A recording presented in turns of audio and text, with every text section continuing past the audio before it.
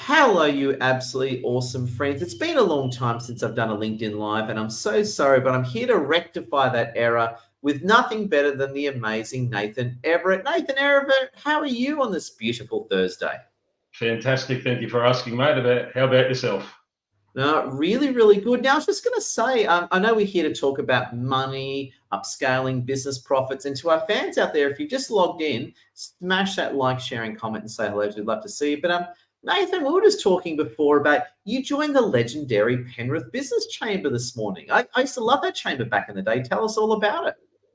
Yeah, so look, I'll probably go back to where I started. So April started my own business, went into it full time, had a little bit going on in the background as a bit of a hobby, but decided to go in full time in April. Yeah, played around with a little bit of networking, didn't quite work well for me. Reached out to an old colleague that I used to work with many years ago, who I've kept in contact with, and he said, "Look, the chambers are fantastic. They have the Chamber Collectives going now, which is a group of businesses that sit down, talk strategy, discussion, bounce around different ideas and things like that on a fortnightly basis, as well as their meetings and things like that. So I thought, why not give it a go? I'm born and bred in the area, so jump on board with the Chamber in Penrith. And I was telling you as well, and I say this with pride, back in the day, before I took off on LinkedIn and started running around business network, I actually used to be a chamber guy. And I remember going to Penrith Chamber. One time I went, there was like 200 people there, and there were like a lot of expensive cars in the car park. So I tell you what, I'm sure it's even bigger than what I remember back in the day. Fantastic. I think there's 230, 240 members at the moment, so it's quite a big group. Yeah. Wow. Well, that's also a big hello to our fans. We've got Chris, and if I'm looking down, I just want to apologize. The reason I'm looking down, my friends, is I'm actually reading all your comments on my mobile phone. So we've got Chris Mosley with us. Chris, big welcome. We've got Rick Overman. We've got Ian Tran. Ian Tran's a great guy. And we've got Phil Hewiston. If you just come in, smash that like, share, and comment. If you've got anything to say or any questions, pop them in the chat. We'd love to hear it. Now, Nathan, you're a profit, money, and upscaling guy. We've had many really great chats, and I know you're all about helping business owners make more money, get bigger, and everything. Just tell us everything. Tell us, how do you help a business become more profitable? What are your secrets that you're going to give away to us for free on the house on this LinkedIn Live? Geez, put me on the spot just there. Look, I think process is the key to any business, and having a good, robust process in place, or processes and systems in place, is what saves a business from leaking an awful amount of money out of the back end, keeping control of expenses, and making sure that the top line revenue coming in is where it needs to be. So a lot of businesses that I see, they're really good at sales. They might lack some operational support. They might lack operational systems, and a lot of money gets leaked out through the back end. So making sure we plug those gaps, making sure everything's as efficient as it possibly can, and trying to eliminate variation out of standard jobs that happen into on a daily basis through the business. Variation breeds different, I guess, interpretations of things that need to get done in the business. And when you breed different interpretations and you have different people doing different things at the same point in a process, you tend to get a little bit confused and things don't necessarily go to plan. So plugging all that stuff up, putting standard work in place, making sure that you have an operation manual for those things that are actually driving the revenue into the business, and for keeping as much cash as you possibly can in the business. Wow, incredible. We've got Mosh Mueller with us. Big welcome, Mosh. It's funny you say that, actually, because a few times in business, right now we're kicking butt. Thank you for all your support, everyone. But for a while there, I've had some big failures in business, because at times, and you're going to laugh at this, I'm sure you see this 20 times a day, on my accounting software, it would say that people owe me 30 grand, but I got no money in the bank. That's happened to me a few times, actually. It's a whole, on paper, you're this high roller. If you look into your bank account, you've got $90 in there. Tell us a bit about that. That's happened to me about 4 times in business over the years. Yep. So, clear definition between revenue recognition and cash in bank. Completely different things, especially when you're trading on terms. forecasting your money out versus your money in is critical. I've worked with businesses that have very complex systems and manage that well to, guys that turn on the light switch and the lights are on, we're good to trade again. So, definitely managing the money in versus money out. And, when you're collecting that cash, it is super critical for businesses. Not that I'm an accountant or anything like that, but getting those processes in place is super important. So the thing that fascinates me, and this is someone who's, like any business owner who's sails too close to the wind, and believe me, I've sailed very close to the wind, which I shouldn't have done. I'm against it. I was wrong. It's the whole thing is what shuts down a business is cash flow. It's not on paper, and it's the thing that blows me away. On paper, the business can look like the Taj Mahal, but then it goes insolvent next week because they can't pay their bills. Tell us more about that common problem, Nathan. Yeah, look, cash is king, definitely, and I think most people say that. So, you probably, the phasing of your raw materials coming in, and we'll take the building construction industry as an example with the liquidations that are coming through there, thick and fast. The cash that needs to go out to all of the debtors on raw materials, on subcontractors pay, doesn't necessarily align with the progress payments or the final settlements on jobs. And you find that you've got more cash going out than you've got coming in, which leads you to probably retain your tax money that you need to pay the ATO and things like that. And you get into a bit of a spiral. And if you don't have a clear picture of that, and you don't have a good accountant, and you don't have good structures in place, that tends to sort of spiral and build on itself. Yeah. Now the first thing is, and this is right now as I sit here, I'm fine, but you got to be forever vigilant, as you know, when it comes to cash flow. There's going to be people watching this who are in a bit of trouble, like in terms of cash flow, right? For whatever reason. To those who are in a bit of trouble cash flow wise, what are some of your top suggestions to dig them out of that hole? I know prevention's better than cure, which we'll come back to. But if someone's really got cash flow trouble, like I did a few good months ago, what do you say to those people to dig out of it? I'd probably take a look at the outstandings, at the receivables. Sorry, I would look at the receivables, see what you can get in fairly quickly, and then start making calls to the guys to the suppliers that you use regularly, and start explaining your situation. Being open, upfront, and truthful is definitely the best way to navigate through that situation. And if you take the low hanging fruit, so to speak, that's potentially going to fix a lot of your problems, especially in the short term. Using the 80-20 rule, if you're picking the low hanging fruit, you'll fix 80% of your problems, and that's probably going to get you a little bit more sleep at night. Yeah. And the other thing is, well, I've had a lot of people ask me about this lately. Venture capital, right? I've had a lot of people reach out to me and say, "Hey, Ed, I want to expand. I want to look at getting an investor. Ed, do you know any venture capital people?" And I think it's I know heaps of venture capital people and legendary mentors like yourself. Tell us all about getting investors in. How does that side of thing works? And do you think it's a good idea? Do you think we should? How does that whole stuff work? Definitely not.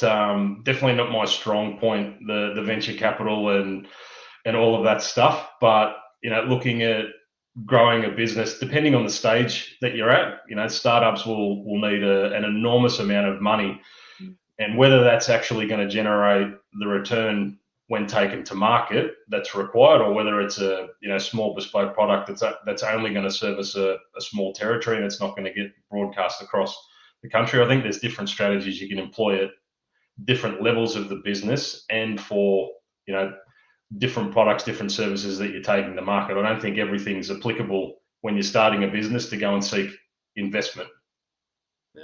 Nathan, brilliant answer. Now I just want to check in with our fans. If you've just come in, a big thank you.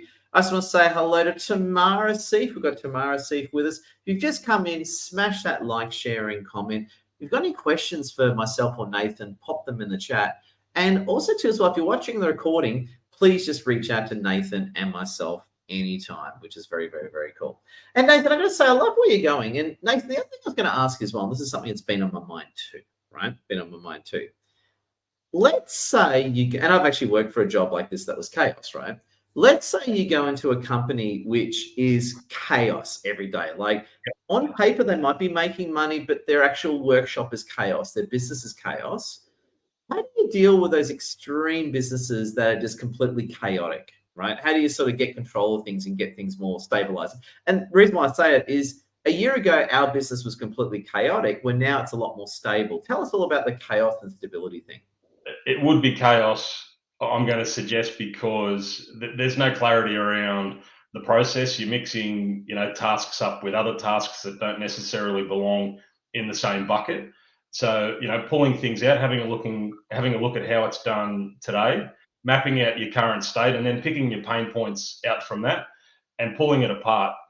Your chaos probably came from all of your invoicing, your events, your live chats, everything done, together. I forgot about this, I've got to do that. So, segmenting different processes with, different people actioning different tasks, put them into swim lanes, find your pain points, brainstorm with the guys that are actually in the business and figure out what's the best solution to fix that problem. I think, you can go through and you can map it out how it is in your head, but it's not like that for every business, So, engaging the team that they've currently got, working out what's there, and gradually changing that mentality. A explosion of change will tend to be worse than those slow, gradual changes. Even though the slow, gradual changes are painful, you've got to be mindful that revenue and that cash needs to still come into the business. So, segmenting things, looking for the pain points in there, working the solution on the pain points, and then actually mapping out a value stream and, who's doing what, clearly identified, and, whose role is it, who's responsible for it, when's it due, all of those type of things. Accountability in process is what drives, quality of outcome. I love it. And the other thing I was going to ask you as well, and this is something that's been, I'm sure, in a lot of people's minds as well, right? A lot of people's minds. And again, protecting confidentiality. Please don't name anyone, but can you tell us some of the most wackiest, crazy stuff you've seen lately? We want to hear your crazy, wacky Nathan Everett stories. Oh, I'm not sure I can probably go into those without sort of being too specific about. Nice and general, or go back in time, so no one can work out who you're talking about. Give us some wacky stories and some crazy stuff that you've had to do.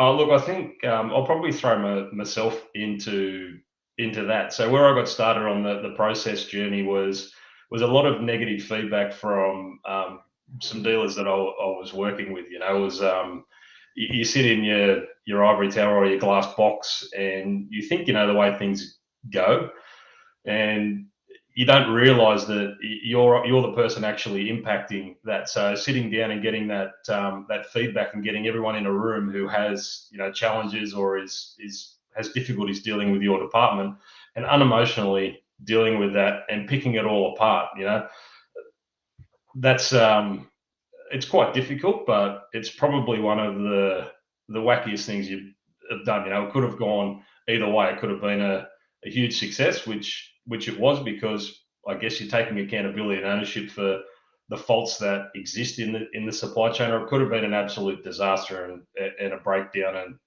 and stuff like that. So that was actually a good process. So interestingly, so you realized you were the problem, right? And you Correct. handled it like an adult, and then you were able to resolve things. Yeah, so you tackle it from the point of view as, I don't do things on purpose to slow down business, but I'm doing stuff that is slowing down business. So unemotionally, you need to reflect on that. Wow. And it must be an interesting one. Like, and it's funny, I've been in that position too. I remember I worked, this is after my military policing days, but I worked for a company that you would have loved. Like, in fact, when we first met and started talking, it kept reminding me of this old company where literally the one of the owners of the company literally went to prison for federal tax evasion, right? So this literally happened, right? So it's a quite crazy situation, right? And it was years ago, back in the day, right, when I used to have hair, believe it or not. I used to have hair like you, believe it or not, Nathan. Anyway, and what happened was really funny was the company was so chaotic, right? I realized that I've got to be the stable character in all the chaos, right? And anytime you spoke to your staff, it'd always go back to the owner. They'd always be complaining about the owner. So I actually sat down with some of my peers, and in a way, we formed the bridge. Basically, we were protecting the staff from the crazy owner. Have you seen situations like that? Yeah, definitely. So yeah, probably a relatively recent role was kind of like that, where very entrepreneurial owner would be doing 1,000 things at once, and you need that level to come in and consolidate all of that and sort of and level that down. So the staff have support, the business units have support, and you've got some continuation there, and some engagement back from the team. And how do you crack a business owner that is just so, I'm talking generally now, so you can speak more freely, but how do you, let's say you meet a business owner that's just all over, they're brilliant, but they're chaotic. How do you crack that person and get them to think in terms of process and reality? Like, do you throw a brick at them? Do you drive a truck through the warehouse? What do you do? It's very, very tough. I mean, and it depends on the industry. That obviously the different things and the different levers that you can pull. But from a general industrial type business, if someone doesn't want to be helped, then it's very, very hard to turn them around. And you become a pest at certain times, ringing the phone, sending emails, doing all of that stuff. So your first meeting is really critical, and you have to put your value proposition out there pretty quickly. And I've learned that people don't care why you're in business. You've got to get across your what you do and how you add value very, very quickly. Otherwise, they disengage, and you could have a 2-hour meeting, and it could come off really, really well, and you're all positive. But the first 20 minutes of that meeting, if you haven't told them, what you're doing and how you're going to make their life a bit better, you tend to lose it. There's limited chance that you're going to convert that customer. So you almost have to make it their idea that, yeah, I'm doing the right thing here. This bloke's the right guy to help, or this person's the right person to help, and move on. So yeah, that's generally how you do it. It's the what you do, how that's going to help, and then you can go back onto your why you're in business and all of your history and stuff like that. So that's generally how I've found that it generally works. And you'll get other guys as well that'll reach out and say, I'm in desperate need of help. I know that I am, and it's an easy transition. And you sit down, work out the problem, work out a plan, and the engagement's done, and you're working there in the afternoon. Yeah. And I love what you said. I love your humility before, Nathan. Not everyone likes you, right?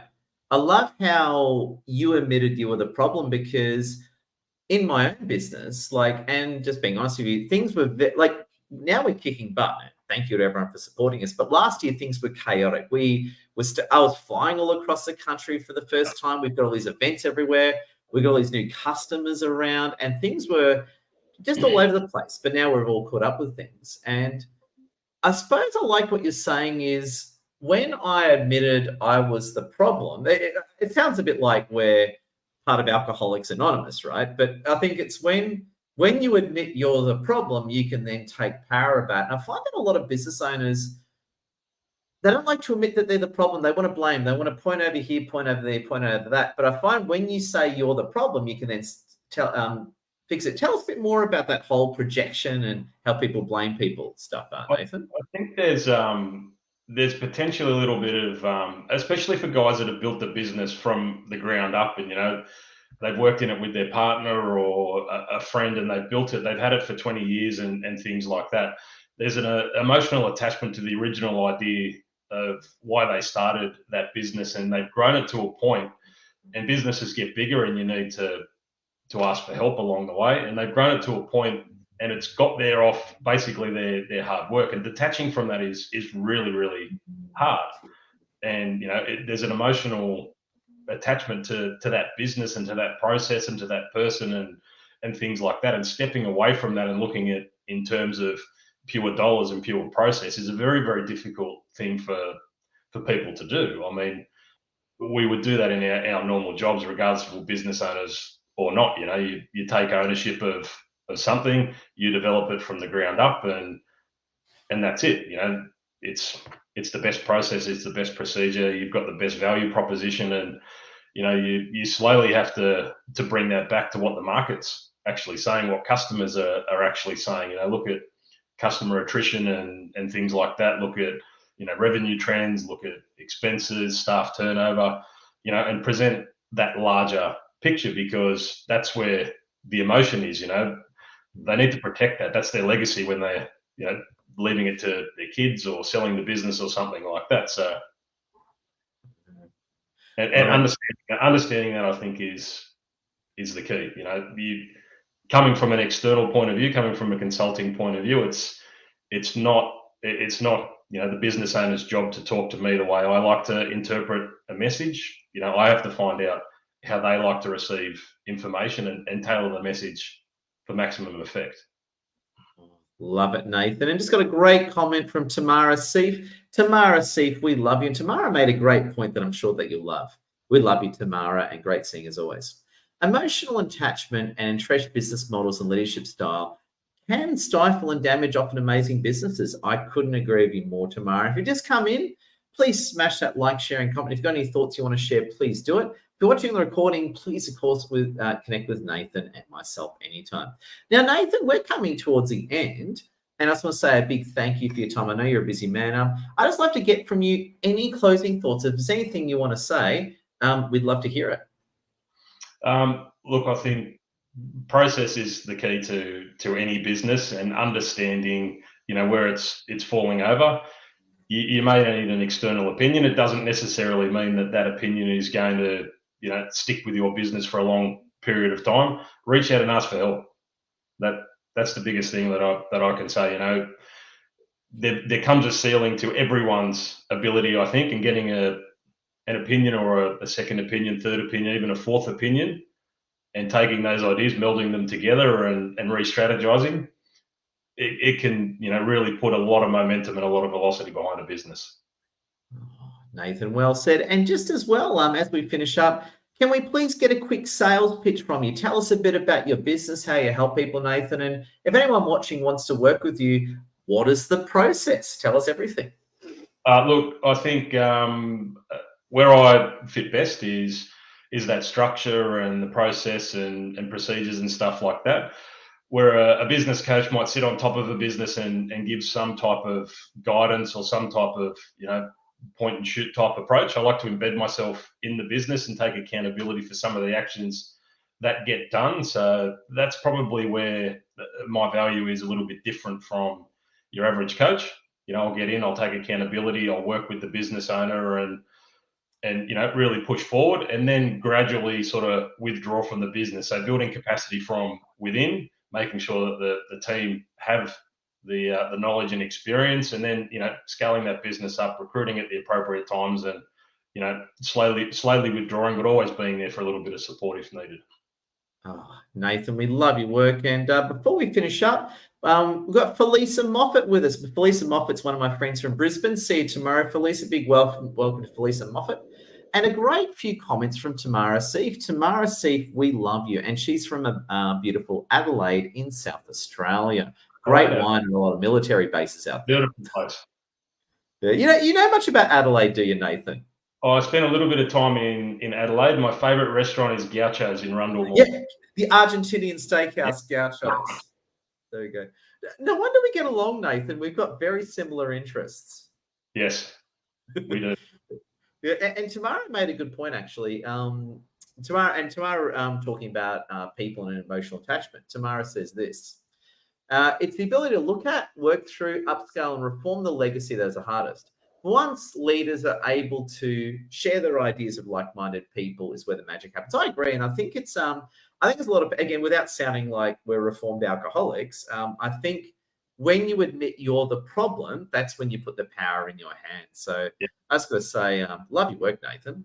Absolutely. I think it's the abundance mindset where, it's not necessarily about one person, but the collective idea is stronger and everyone profits more from that. Oh, brilliant. So, friends, you've heard it from Nathan Everett. Make sure you connect with him. He's a fantastic man, a man you can trust. Nathan, I know you're a busy man. I better let you get back to your clients. And thank you again. We appreciate you, Nathan. No, Appreciate your time as well. Thank you, mate.